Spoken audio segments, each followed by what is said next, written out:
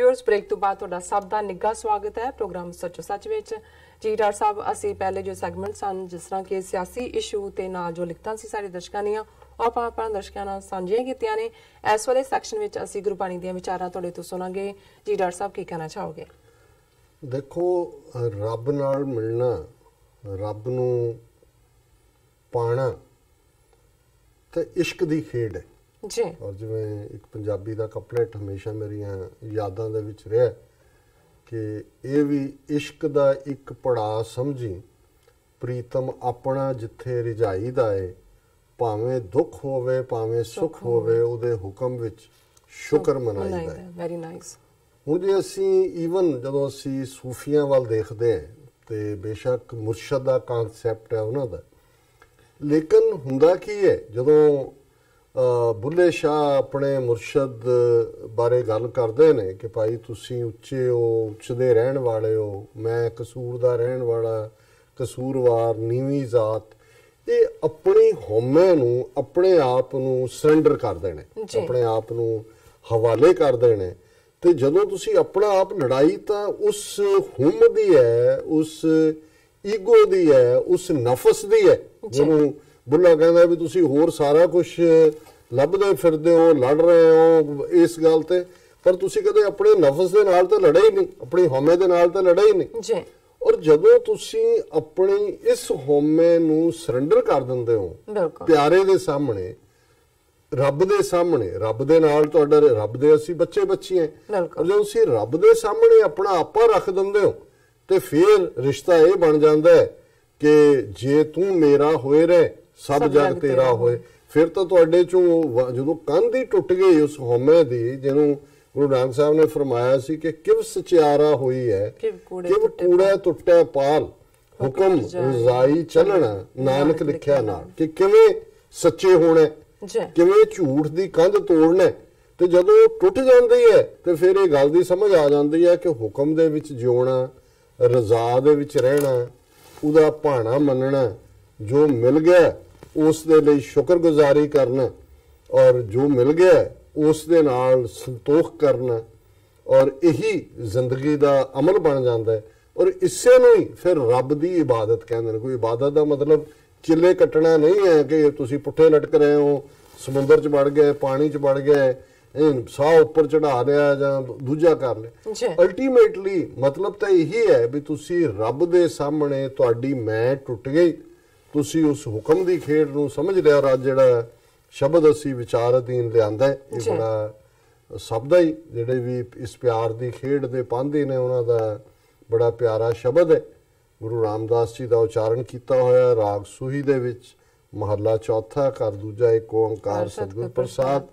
ਕੋਈ ਆਣ ਮਿਲਾਵੇ ਮੇਰਾ ਪ੍ਰੀਤਮ ਪਿਆਰਾ, ਹੋਂ ਤਿਸ ਪੈ ਆਪ ਵਿਚਾਈ, ਦਰਸ਼ਨ ਹਰ ਦੇਖਣ ਕੈ ਤਾਈ, ਕਿਰਪਾ ਕਰੇ ਤਾਂ ਸਤਿਗੁਰ ਮੇਲੇ, ਹਰ ਹਰ ਨਾਮ ਧਿਆਈ ਰਹਾਓ। ਜਿਵੇਂ ਰਹਾਓ ਦੀ ਜਿਹੜੀ ਪੰਕਤੀ ਹੈ, ਲਾਈਨ ਹੈ, ਇਹ ਸੈਂਟਰਲ ਆਈਡੀਆ ਹੁੰਦਾ। ਇਹ ਹੈ ਕਿ ਵੀ ਕਿਵੇਂ ਮੈਂ ਆਪਣੇ ਪਿਆਰੇ ਨੂੰ, ਆਪਣੇ ਰੱਬ ਨੂੰ ਦਰਸ਼ਨ ਹਰ ਦੇਖਣ ਕੇ ਤਾਈ, ਕਿ ਉਸ ਰੱਬ ਦੇ ਮੈਂ ਦੀਦਾਰ ਕਰਨੇ ਨੇ, ਕਿਵੇਂ ਕਰਾਂ? ਕਿਰਪਾ ਕਰੇ ਤਾਂ ਸਤਿਗੁਰ ਮੇਲੇ, ਹਰ ਹਰ ਨਾਮ ਧਿਆਈ, ਕਿ ਮੇਰਾ ਸਤਿਗੁਰੂ, ਮੇਰਾ ਪਿਆਰਾ ਗੁਰੂ ਮੈਨੂੰ ਉਸ ਰੱਬ ਦੇ ਨਾਲ ਮਿਲਾ ਦੇ ਤੇ ਫਿਰ ਮੇਰੇ ਅੰਦਰੋਂ ਇੱਕੋ ਹੀ ਆਵਾਜ਼ ਨਿਕਲੇ, ਹਰ ਹਰ, ਵਾਹਿਗੁਰੂ ਵਾਹਿਗੁਰੂ, ਰਾਮ ਰਾਮ, ਜਾਂ ਅੱਲਾਹੂ ਅੱਲਾਹੂ, ਕਿ ਤੂੰ ਹੀ ਹੈ, ਹੋਰ ਤੇਰੇ ਬਿਨਾ ਕੋਈ ਨਹੀਂ ਹੈ।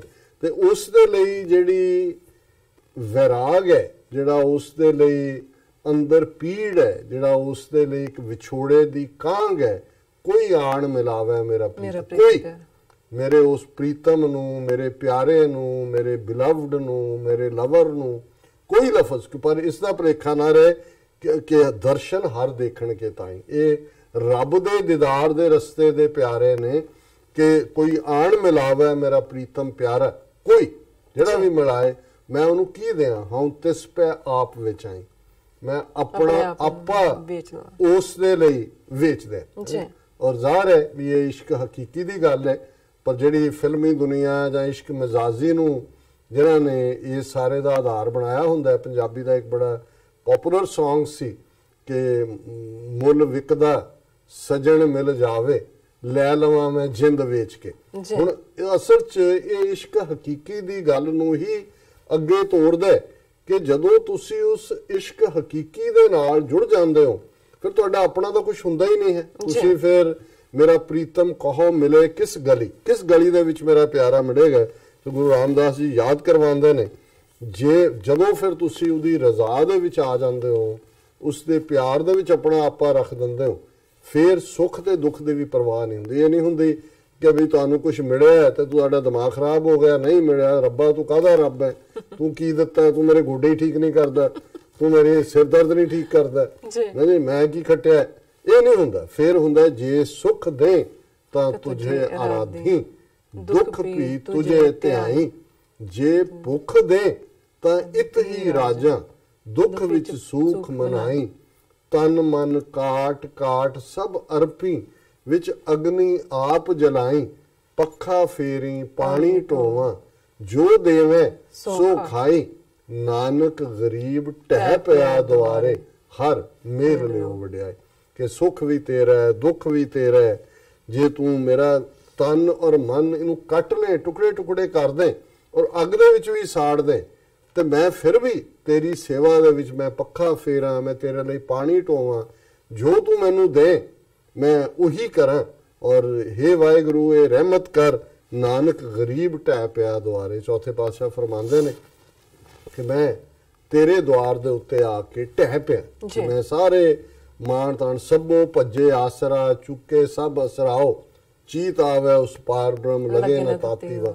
ਸਾਰੇ ਆਸਰੇ ਮੈਨੂੰ, ਕਿਸੇ ਧੜਾ ਕੀਆ ਕੁੜਮ ਸਕੇ ਨਾਲ ਜਵਾਈ, ਕਿਸੇ ਧੜਾ ਕੀਆ ਸਿਕਦਾਰ ਚੌਧਰੀ ਨਾਲ ਆਪਣੇ ਸਵਾਈ, ਹਮਰਾ ਧੜਾ ਹਰਿਆ ਸਮਾਈ। ਕਿ ਸਾਨੂੰ ਕਿਸੇ ਦਾ ਮਾਣ ਨਹੀਂ ਹੈ ਜੀ, ਮੇਰਾ ਜਵਾਈ ਬੜਾ ਤਗੜਾ ਹੈ, ਮੇਰਾ ਕੁੜਮ ਬੜਾ ਤਗੜਾ ਹੈ, ਮੇਰਾ ਸਿਕਦਾਰ ਇਲਾਕੇ ਦੇ ਚੌਧਰੀ ਮੇਰਾ ਯਾਰ ਹੈ, ਨਹੀਂ। ਮੇਰਾ ਜੇ ਕੋਈ ਧੜਾ ਹੈ, ਜੇ ਕੋਈ ਮੇਰਾ ਆਸਰਾ ਹੈ, ਜੇ ਕੋਈ ਮੇਰਾ ਤਕੀਆ ਹੈ, ਜੇ ਕੋਈ ਮੇਰਾ ਸਹਾਰਾ ਹੈ, ਤੇ ਤੂੰ ਹੀ ਤੂੰ ਹੈ। ਤੇ ਜਦੋਂ ਇਹ ਤੂੰ ਤੂੰ ਤੂੰ ਤੂੰ ਆ ਜਾਂਦਾ ਫਿਰ ਮੈਂ ਦੀ ਥਾਂ ਕਿੱਥੇ ਹੁੰਦੀ। ਤੇ ਜਦੋਂ ਫਿਰ ਤੂੰ ਤੂੰ ਕਰਤਾ ਤੂੰ ਹੁਆ, ਮੁਝ ਮੇ ਰਹਾ ਨਾ ਹੂੰ, ਜਬ ਆਪਾ ਪਰ ਕਾ ਮਿਟ ਗਿਆ, ਜਤ ਦੇਖਾਂ ਤਤ ਤੂੰ। ਜਦੋਂ ਇਹ ਮੁੱਕ ਗਿਆ ਫਿਰ ਤਾਂ ਜਿੱਥੇ ਦੇਖਦੇ ਹੋ ਤੁਸੀਂ ਵਿਸਰ ਗਈ ਸਭ ਤਾਤ ਪਰਾਈ, ਜਬ ਤੇ ਸਾਧ ਸੰਗਤ ਮੋਹਿ ਪਾਈ, ਨਾ ਕੋ ਵੈਰੀ ਨਹੀਂ ਬੇਗਾਨਾ, ਸਗਲ ਸੰਗ ਹਮਕੋ ਬਨ ਆਈ, ਜੋ ਪ੍ਰਭ ਕੀਨੋ ਸੋ ਭਨ ਮਾਨਿਓ, ਇਹ ਸੁਮਤ ਸਾਧੂ ਤੇ ਪਾਈ, ਸਭ ਮੇ ਰਵ ਰਿਹਾ ਪ੍ਰਭ ਏਕੈ, ਪੇਖ ਪੇਖ ਨਾਨਕ ਬਿਗਸਾਈ। ਬਿਗਸਣਾ ਹੁੰਦਾ ਹੈ ਖੁਸ਼ੀ ਚ ਕਿ ਹਰ ਇੱਕ ਦੇ ਵਿੱਚ ਰੱਬ ਹੈ, ਸਭ ਮੈਂ ਜੋਤ ਜੋਤ ਹੈ। ਸੋ ਇਹ ਅੱਜ ਦਾ ਵਿਚਾਰ ਜੀ। ਡਾਕਟਰ ਸਾਹਿਬ ਤੁਹਾਡਾ ਬਹੁਤ ਬਹੁਤ ਸ਼ੁਕਰੀਆ, ਤੁਸੀਂ ਅੱਜ ਦੇ ਅਹਿਮ ਇਸ਼ੂ ਤੇ ਅੱਜ ਦਾ ਵਿਚਾਰ ਸਾਡੇ ਦਰਸ਼ਕਾਂ ਨਾਲ ਸਾਂਝਾ ਕੀਤਾ। ਆਪਣੇ ਵਿਊਅਰਸ ਕੋਲ ਨੇ ਇਜਾਜ਼ਤ। ਵਿਊਅਰਸ, ਸਾਡੇ ਪ੍ਰੋਗਰਾਮ ਦਾ ਸਮਾਂ ਇੱਥੇ ਸਮਾਪਤ ਹੁੰਦਾ ਹੈ। ਤੁਸੀਂ ਆਪਣੀ ਰਾਏ ਤੇ ਸੁਝਾਅ ਸਾਨੂੰ ਭੇਜਣਾ ਭੁੱਲਣਾ ਸਾਡੇ ਇਸ ਪਤੇ ਤੇ SOS@tv84.tv ਤੇ। ਅਸੀਂ ਆਪਣਾ ਪ੍ਰੋਗਰਾਮ ਲੈ ਕੇ ਫਿਰ ਦੁਬਾਰਾ ਹਾਜ਼ਰ ਹੋਵਾਂਗੇ। ਤਦ ਤੱਕ ਲਈ ਮੈਨੂੰ ਤੇ ਆਪਣਾ ਸੁਣਾ ਗਿਆ ਦੋ। ਦੇਖਦੇ ਰਹੋ TV84। ਬੁਲਾ ਦਿਓ ਫਤਿਹ। ਵਾਹਿਗੁਰੂ ਜੀ ਕਾ ਖਾਲਸਾ, ਵਾਹਿਗੁਰੂ ਜੀ ਕੀ ਫਤਿਹ।